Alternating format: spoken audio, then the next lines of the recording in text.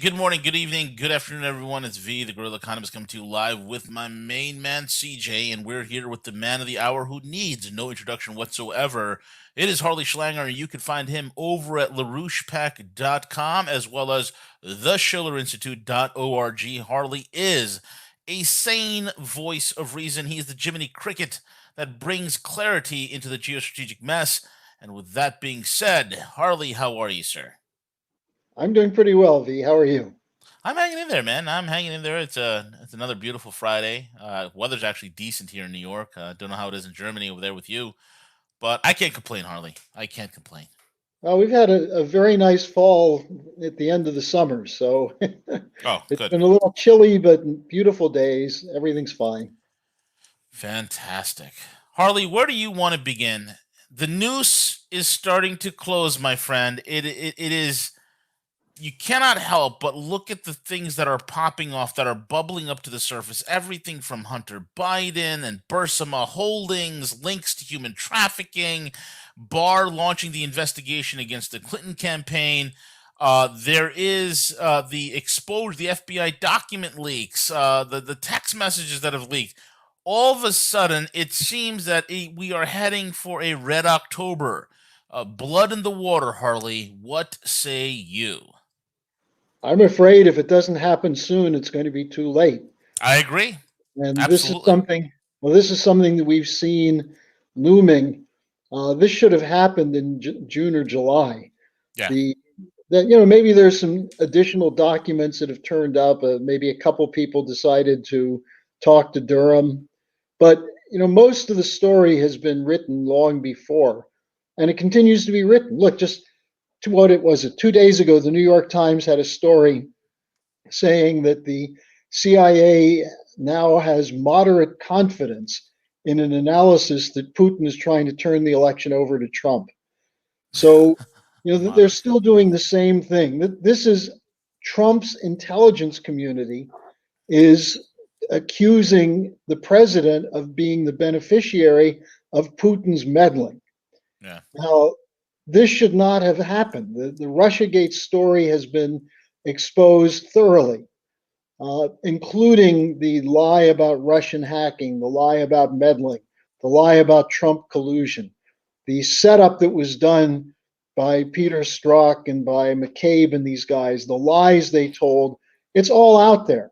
So the question is, what are they waiting for? And I think in the meantime, we see the stage being set for a constitutional crisis. Yeah. You hear every day Hillary saying Biden must not concede. The talk is Trump going to stay in office even if he loses. As we've been exposing over at LaRouche Pack with Colonel Richard Black, there now appears to be a very clear move in some of the military against Trump, which is not surprising because some of the military is totally tied to the military industrial complex Right. and needs the wars. But we see, for example, Mattis is exposed as having said to Dan Coates, the DNI, we may have to do something to get Trump out. Now, that's against the Universal Military Code. That's treason. To It have, is treason. yeah, a military leader, even though he's a retired figure, talking about the commander in chief that way. So we see what the Democrats and what the permanent bureaucracy has in mind and what they're trying to set up. They're trying to use the Ruth Bader Ginsburg case to argue that you can't trust Trump with the Supreme Court because he'll use it to ram through his election, even if he loses. It's so amazing that if you look back 4 years ago, you'll see very clearly that the polls all had Hillary being elected president. Oh yeah, absolutely. But And those the polls are, polls don't are vote, mhm, people vote. correct. And the people haven't voted yet, except the ones who have voted 10 times in Ohio and Florida. Yeah, and So, Pennsylvania. Pennsylvania, yeah. So, until the votes are counted, the idea that Trump is going to lose and therefore you have to have a legal strategy and possibly a military strategy to remove Trump from the White House. shows that they have an intention of a constitutional crisis. Now, add to that all the talk about people sitting in the Capitol, people blocking traffic, people burning down police stations, and so on. You see that there's an insurrection in the works. And it's not an insurrection against the establishment, it's the establishment uh, carrying out the coup Yeah. against Trump.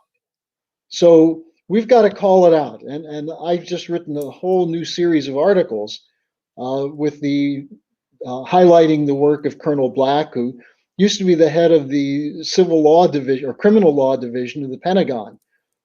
He's done a brilliant job exposing these military networks of preparing the way to have the rank and file military prepared to march into the White House and drag Trump out. Now, instead, we have to have the legal steps taken to put the coup plotters on trial. And so I'm just a little fearful that there aren't enough people with the president who are talking about this. And I'm not just talking about chanting lock her up. Let's get the story out into the open every single day because it's unmistakable what's afoot. Yeah, I think with the recent leaks, the recent dissemination of the FBI documents, the text messages that have occurred, I think the floodgates have opened, Harley. Like, I'm usually a very negative person when it comes to this. I was literally at the end of my rope, and I'm like, it doesn't look too good. I woke up this morning, Harley, with a palpable change in the atmosphere. And I'm not talking about the beautiful weather we're having here in New York. I'm just talking about the political change. There is something afoot, and I've made a few calls to a couple of my guys in Intel, and they are saying to me, and take this with a grain of salt, anybody, but I will tell you this: assets are in play, assets are in work, and they got these guys, and everything that they're doing right now with with this insurrection, with the U-Haul trucks, they have traced all of it. They got the money trail. They got the individuals that are they know it all. They know it all. And I think that what we are witnessing here, especially this last ditch push that they were doing with the riots, with the COVID lockdown, and all that stuff, is the death rattles of a dying jackal. They have nothing left. Case in point, the fact that Trump's been out there for months right now talking about election meddling and the vote for fraud and the mail-in ballots is outright fraud. And what happens all over mainstream news right now is that they found 10 million ballots dumped in a parking lot somewhere in Pennsylvania, and another one in Wisconsin in a back alley somewhere. This is, and those ballots were all going for Trump. So this is coming to the forefront, and I think this is going to backfire massively on the Democrats. They have the deep state has literally nothing left, and I think they know that. So these last bit of things that you see happening, and I mean, I got everything. And again, take this with a grain of salt. There are guys that I've talked to who are connected with guys who are looking at certain key individuals, like literally, like I'm talking about a black car parked, 100 feet from their home, kind of deal. And I think this is the month. I think we're going to see something this month, Harley. I mean, I could be optimistic, but I never am optimistic to this kind of stuff, and I've been kind of very agnostic towards it. But I think this is it, man. I think that we could see some major change because the public gets it, and I'm witnessing videos even coming out of guys who are working on the street in Brooklyn and in the Bronx and in Manhattan and whatnot, and they're all looking at each other. They're like, "Who are you voting for?" They're like, "Trump." It's palpable here in New York. It's kind of crazy. I can't describe it, Harley, but there's something different. Well, there's no question. And, if you look back over the last 4 years, you'll see that Trump himself has been fairly clear on what's at stake. A handful of others, I mean, to the extent that Roger Stone was not muzzled, he was making the point of what's at stake. Flynn seems to be coming back into things. And of course, we at LaRouche PAC have been absolutely on top of this from the beginning. The problem that you have is that the closer you get to the election, the more the media will try to portray this as a desperate last ditch effort. And you have to make the case publicly over and over and over because the population has been desensitized Yeah. by the 4 years of the enemy attack on Trump. Most people know that Trump did not work with Putin and Putin did not rig the election for Trump. But Correct. you keep hearing it as though it's a fact.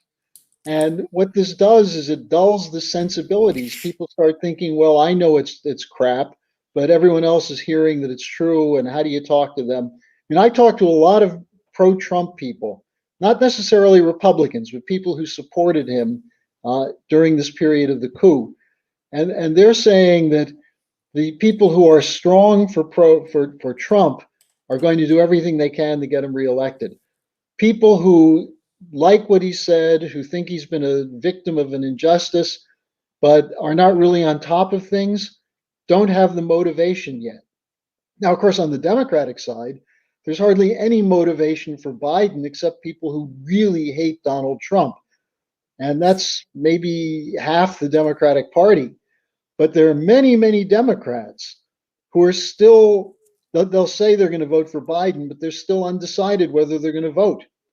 So I would say that as we're, 40 days or so out, the election is still up in the air and can be won by the president, but it's going to require his supporters going all out, not just telling people to vote for him, but what we're talking about, to expose who's trying to stop him and why.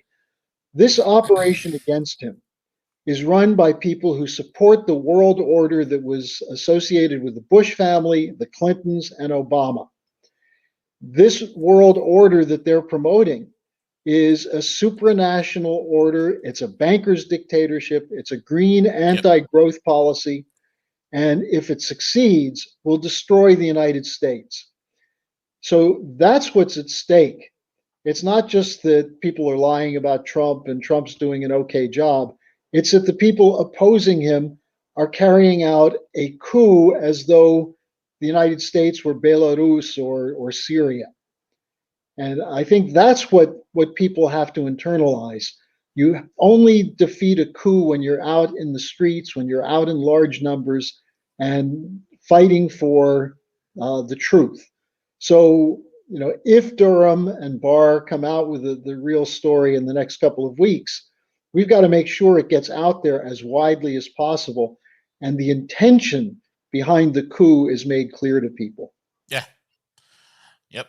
Absolutely. Absolutely. Now, with that being said, I'll tell you who muddies the water is Mike Pompeo. I don't know if you saw his speech to the Wisconsin legislature, but Yeah. What is he doing? It's like he's on a campaign trail. I mean, CJ likes to call him President Pompeo. Right, well, CJ? how about Emperor Emperor. Pompeo? That's even better. He's the shadow president. Well, look what he said in Wisconsin. He said the Chinese Communist Party is infiltrating the PTA. Now, where does What? something like that come from? And if you Wait a infiltrate, minute. You mean the Parent Teacher Association? Is yes, that what he's referring? yes, that's what he said. Now, if that's the case, Xi Jinping is not so bright. Oh my God! You got to Infiltrating be the kidding me! PTA. Really? Yeah. Oh my God! CJ, you better watch out, man. I'm laughing, but I'm muted because I'm laughing way too loud right now. Go ahead. CJ's wife is I just told CJ today, my wife and I met with the principal of our daughter's school, and we were talking to them about our concern for the way they're bringing in through a back door digital education, which means YouTube, Google, Facebook, turning yeah. our kids over to them by third grade. I mean, I'm not a Luddite. I think kids need to learn about computers, but I don't know that a third grader needs to be perched in front of a computer from the moment she gets home till the time she goes to sleep, especially knowing what these companies are doing and their connection to the deep state. This is something I've just been doing some research on. But if you go back to the creation of the internet, what do you find? A mix of the worst elements of British Satanism, like Aldous Huxley, Yeah. working together with drug pushers, working together with DARPA, the Defense Advanced Research Group. They're the ones who created the internet Right. as a weapon against our children. And so the idea that somehow we have to catch up with every other country on digitalization is a fraud. The countries where you have students who are doing well, it's because their parents are authoritarian and make them do their homework. That's it. It has nothing to do with what medium that they're learning. Yeah. It has everything to do with it. Like my kid is right now currently being homeschooled because of the whole situation here in New York. But my wife is absolutely I mean, my God, she's a taskmaster when it comes to education and discipline, and when it comes to our daughter. It comes down to again that culture of get your homework done, get your studies done, or else. And what's happening here in the U.S. is like these kids are just goofing off they're just a bunch of idiots. They're too busy playing Pokemon Go or whatever else is, or updating their Instagram account rather than spending the time studying. And that's where the problem is. So it doesn't matter if you give them a laptop, a tablet, or whatever the heck it is. They're going to fail miserably because the discipline is not there. The drive is not there. Well, and what you have, the problem with digital education is that if you give a child a book to read, there's not much, especially if they get intrigued by the story, there's not much to distract them. You Yeah. put them on a computer, even if it's a computer for reading a story, you Yep. still have things popping up, especially the way the whole Google and the advertising operations work on these uh, educational channels. You find them losing their concentration very quickly. Yep. And this is how you grab them. This is how you take young minds and turn them to mush. As you say, they become more interested in the number of thumbs up they get for what they post on Instagram than whether they can solve a problem in mathematics or whether they can even write a sentence. And Sure. I think also, V, one of the things we should have learned from history is that actually writing things, using your hands and pencils, crayons, pens, whatever, Yep. is part of an educational process. If all you're doing is plunking keys, you lose connection You do. to that organic process of language. Yeah, 1000%. And when you're writing something as opposed to typing something, when you write something down, certain components in your brain, certain Neural areas in your brain pathways are lights up. activated. Yeah, neural Exactly. pathways are activated. Yep. That's There's a why, very like, interesting book called The Shallows, which yeah, goes through how the education process with computer destroys certain neural passageways that are essential for concentration and for deep thinking.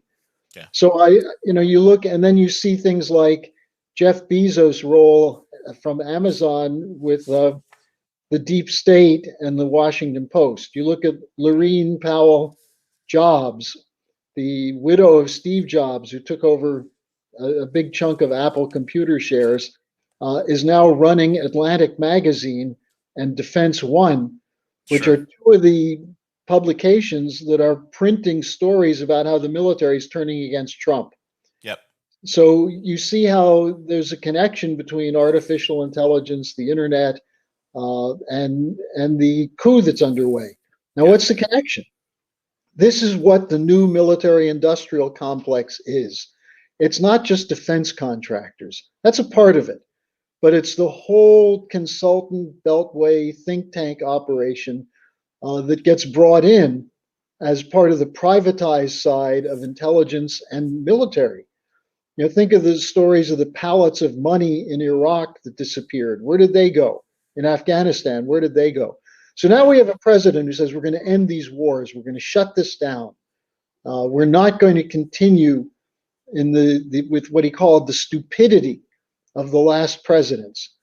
And what happens? He runs into a brick wall. The Republicans and Democrats in Congress oppose his efforts to get out of these wars.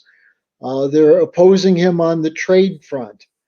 They're attacking when he sits down to meet with Kim Jong Un. They say he's bullying and then he's capitulating. Yeah. He's the puppet of Putin. Right. Pelosi keeps saying, with Trump, all roads lead to Putin. Well, with Pelosi, all roads lead to the old Baltimore Democratic Party mafia, because that's what her family is. How did Pelosi become one of the richest women in the House of Representatives? Because she's a brilliant investor. She's just a genius businesswoman, Harley. That's Yeah, what it that's is. good point. Yeah. And, you look at the same thing with Dianne Feinstein. You look at these various What people what about who, Maxine Brown? I mean, she's brilliant. Yale graduate. I mean, magna cum blaha. I mean, you name it. You name it. She's got the awards, Harley. The well, accolades are there. what you're dealing with is an establishment which is able to co-opt very easily people who aspire to power, people who are extremely ambitious. And what do you think Biden is? This is what you see with Biden. Here's a guy who will say anything to get elected, including stealing other people's speeches. He can't do that now because he can't remember them anymore. But you look at the Democratic Party. On the one hand, cheerleading the riots. On the other hand, saying, "Oh, we want law and order, but we don't want Trump to stop the riots." Yeah. They're sending out so many confusing signals.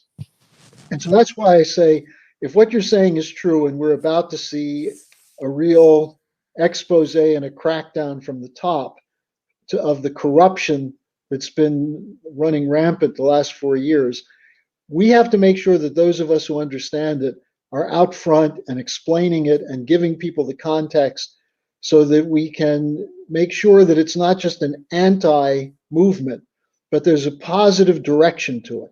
And this is where the question of rebuilding the United States, rebuilding our infrastructure, our manufacturing, our education system, our research and development, that's such a crucial component of restoring the soul of our nation. So I think the fight ahead of us is going to continue long after November 3rd. But what we do starting today is extremely important. Yeah, I agree. I agree. Harley, any last minute things that you want us to focus on and closing comments? Go for it. Well, I just finished a series of articles on this question of the military role in the coup. And I think they're very important. If people would like to get access to them, just send me an email. Tell them you heard of this on Rogue Money. My email address is harleysch@gmail.com. That's harleysch@gmail. And I keep hearing from people who are your fans, V, who really want to get as much information as they can. So I welcome. Also, if you disagree with me, send me a note and let me know. Maybe we can have a dialogue. Fantastic. Yeah, I agree. Harley Schlanger, the man, the myth, the reason. Thank you for joining us, my man. And folks, thank you all for listening in. Subscribe, like, comment, and share. Make that thumbs up go blue. And CJ, thank you for hosting. With that being said, we're over and out. Take it away, El Cuco.